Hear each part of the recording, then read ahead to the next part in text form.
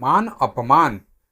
अपने कार्यालय में आए एक विदेशी शिष्टमंडल को खरीदारी कराने के लिए श्रेया उन्हें लेकर पूरे शहर में घूम रही थी। दोपहर का भोजन कराने के लिए श्रेया उन्हें लेकर बड़े से मॉल शॉपर पैराडाइज में आई थी। भोजन के लिए वेटर को आदेश देकर उसने सिर घुमाया तो काउंटर पर खड़े जिग्नेश जैसे ही किसी व्यक्ति को देखकर वह हैरान रह गई। वह व्यक्ति पीछे से बिल्कुल जिग्नेश का प्रतिरूप दिख रहा था।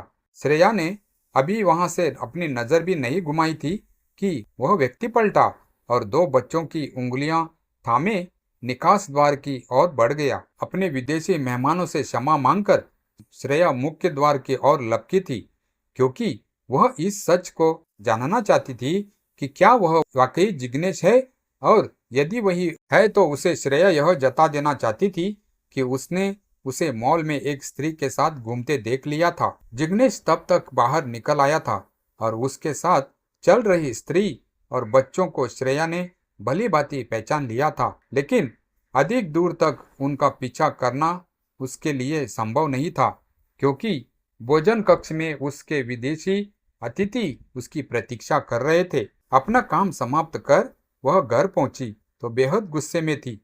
उसने कई बार मोबाइल पर जिग्नेश को फोन करने की कोशिश भी की थी, पर शायद उसका मोबाइल बंद था, इसलिए संपर्क नहीं हो पा रहा था। वह थकान के कारण टेलीविजन के सामने आंखें बंद कर बैठी हुई थी। जब रात के लगभग 10 बजे जिग्नेश ने घर में प्रवेश किया था। क्या बात है, आज बड़ी देर से आए हो? श्रेया ने व्यंग किया था। हाँ, आज देर तक काम चल रहा था, जिग्नेश सामान्य भाव से बोल रहा था। वह श्रेया के स्वर में छिपे व्यंग को नहीं भांप सका था।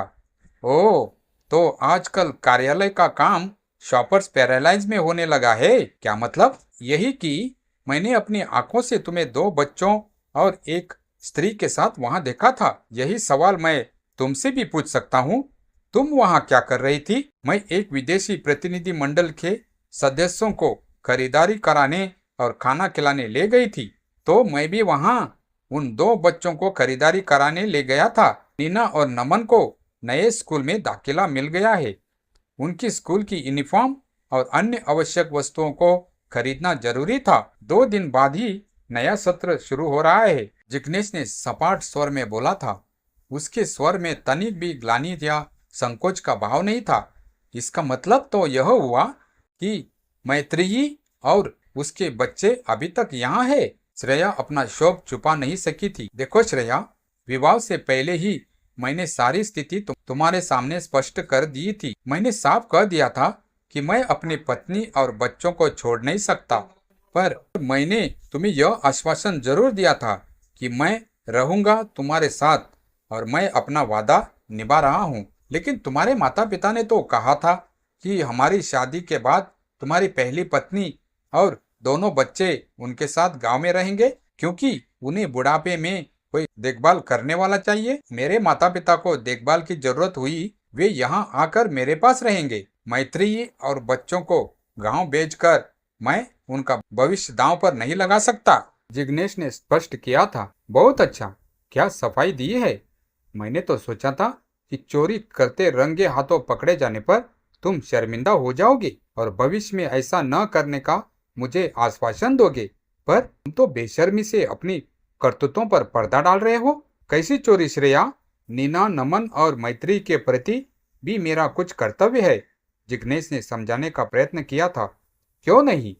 एक मुझे छोड़कर अन्य सभी के प्रति तुम्हारा कर्तव्य बनता है। मूर्खता मेरी ही थी जो तुम्हारे प्यार के झांसे में आ गई। माँ ठीक ही कहती थी। क्या कहती थी तुम्हारी माँ? यही कि तुम मुझसे नहीं, मेरे मोटे वेतन से प्यार करते हो। जरा सोचो तो कि इस विवाह से मुझे क्या मिला। तुम अब भी अपने परिवार से जुड़े हो और मैंने अपना तन मन धन सब तुम्हें सौंप दिया। इतना कहकर श्रेया सुबकने लगी थी। अच्छा, अब यह रोना पिटना बंद करो, जिग्नेश बोला। चलो खाना लगाओ, इस संबंध में हम कल बात करेंगे। क्यों, मैत्रेयी ने खाना नहीं खिलाया क्या? जाओ वही जाकर खाओ, मैंने नहीं बनाया कुछ भी। बिफर उठी थी श्रेया। श्रेया और जिग्नेश का विवाह हुए अभी 6 माह ही हुए थे। दोनों का प्रेम प्रसंग कार्यालय में फाइलों के आदान प्रदान के बीच शुरू हुआ था और शीघ्र ही पागलपन की सीमा तक पहुंच गया था। श्रेया अपने माता पिता की इकलौती संतान थी। माता पिता ने उसकी हर इच्छा पूरी की थी, पर जब उन्हें यह पता चला कि वह विवाहित जिग्नेश से विवाह करना चाहती है, तो वे अड़ गए थे और विवाह के लिए साफ इनकार कर दिया था। श्रेया और जिग्नेश को न मानना था, न माने। दोनों परिवार की इच्छा के विरुद्ध उन्होंने विवाह कर लिया था। श्रेया को तो यह भी चिंता नहीं थी कि जिग्नेश ने अपनी पहली पत्नी को तलाक देने से भी साफ मना कर दिया था। उसे तो जिग्नेश के प्यार में इतना अटूट विश्वास हो गया था कि किसी के समझाने बुझाने का उस पर कोई प्रभाव ही नहीं होता था। विवाह के बाद वह प्यार और विश्वास धरा का धरा रह गया था। प्रिया को प्रतिपल जिग्नेश का पीछा करने का मन होता। अब वह जिग्नेश पर अपना एकाधिकार चाहती थी। दिन में 4-5 बार उसे फोन करती। वह कहीं भी जाता तो किसी न किसी प्रकार उस पर नजर रखने का प्रयत्न करती। आज मेरा खाने का डब्बा बंद मत करना, आज ऑफिस में पार्टी है। उस दिन तैयार होते समय जिग्नेश ने उसे सूचित किया था।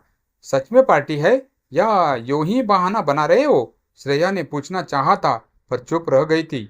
वह जानती थी कि कुछ भी पूछने से जिग्नेश भड़क उठेगा। जिग्नेश के घर से निकलते ही उसने कार्यालय में अपने अस्वस्थ होने की सूचना दे दी और फिर उसकी डायरियों के पन्ने पलटकर मैत्री के घर का पता ढूंढ निकाला था। दोपहर के भोजन के समय उसने मैत्री के द्वार पर दस्तक दी थी।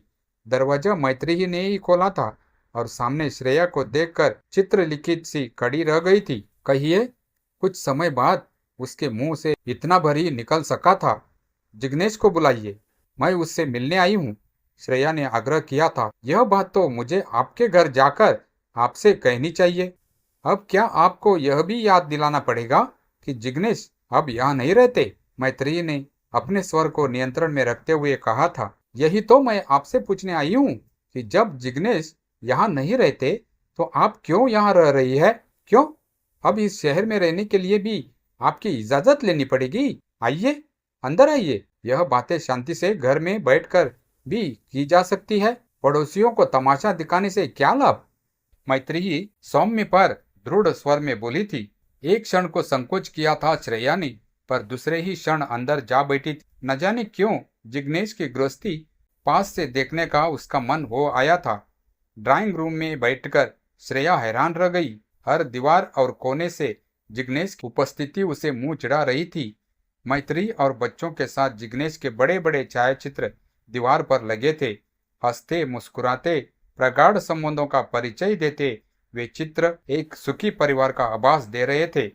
इतने प्रगाढ़ पारिवारिक संबंधों को छोड़कर वह कैसे उसकी ओर आकर्षित हुआ था? यह बात श्रेया के अवचेतन में अब भी प्रश्न के रूप में कौंध रही थी। अब वही विचार प्रतिपल बढ़ती तीव्रता से उसे परेशान कर रहा था कि जिग्नेश को बांध कर रखने के लिए उसके पास कोई बंधन नहीं था। उसे तस्वीरों में खोए देखकर नमन धीरे से उसके पास आ खड़ा हुआ था। आंटी, आप क्या देख रही है? उसने प्रश्न किया था। यूं ही यह तस्वीर देख रही थी मैं। प्रश्न सुनकर चौंक गई थी श्रेया। वह मेरे पापा है, वह मेरी मम्मी और वह छोटा बच्चा है ना, वह मैं हूँ। नमन के इस बोलेपन को देखकर श्रेया ठगी सी रह गई। इधर आओ मेरे पास। श्रेया ने नमन को बुलाया और वह आकर उसकी गोद में बैठ गया था और नीना भी उसके पास आ खड़ी हुई थी। तभी मैत्री कुछ जलपान लेकर आ गई। नीना, नमन, आपने आंटी को नमस्ते किया या नहीं? मैत्री ने नीना के हाथ नमस्ते की मुद्रा में जोड़ते हुए कहा था। नमस्ते आंटी जी। दोनों बच्चों ने एक साथ ही अभिवादन किया। आप कुछ कह रही थी? मैत्री ने श्रेया को चाय की प्याली पकड़ाते हुए पूछा था। मैं तो केवल यह पूछ रही थी, आप और बच्चों तो जिग्नेश के माता पिता के पास गांव जाने वाले थे, फिर वह विचार क्यों बदल दिया? श्रेया ने किसी प्रकार अपनी बात पूरी की। देखिए, गांव जाने की बात जिग्नेश के माता पिता ने की थी। मैं उनके प्रस्ताव का स्वागत करती हूँ, पर बच्चों के भविष्य के लिए मैंने यही रहने का निर्णय लिया और जिग्नेश भी यही चाहते थे। पर वहाँ बच्चों को दादा दादी का सहारा मिल जाएगा। स्कूल तो वहाँ भी होंगे ही। स्कूल तो वहाँ भी है, पर मेरे बच्चे उस वातावरण के अभ्यस्त नहीं है। इस समय मान अपमान, हानि लाभ जैसे बातें मेरे लिए बेईमानी हो गई है। मेरे बच्चों का भविष्य ही मेरे लिए सर्वोपरि है और मेरे विचार से इनके भविष्य को संवारने का कार्य जिग्नेश का ही है। मेरा तात्पर्य यह नहीं था। जिग्नेश का जो कर्तव्य है उसे उन्हें निभाना ही चाहिए। श्रेया अपराध बोध से भर उठी थी। मैं तो स्वयं अपने पैरों पर खड़े होने का निर्णय कर रही हूँ। मेरे मायके में केवल एक सौतेला भाई है जिसकी परिस्थिति हमें सहारा देने की नहीं है। फिर भी मेरा आपसे वादा है कि हमारे कारण आपको असुविधा नहीं होगी। मैत्रेयी का स्वर सपाट और चेहरा बेहद संशय था। श्रेया का साहस नहीं हुआ कि जिग्नेश के संबंध में कुछ और पूछ पाती। उसने नीना और नमन के सिर पर हाथ फेरा और मैत्रेयी को नमस्कार कर बाहर निकल आई थी। उसके बाद श्रेया कई दिनों तक सो नहीं सकी थी। उठते बैठते नीना और नमन के चेहरे उसकी आंखों के सामने तैरते रहे थे।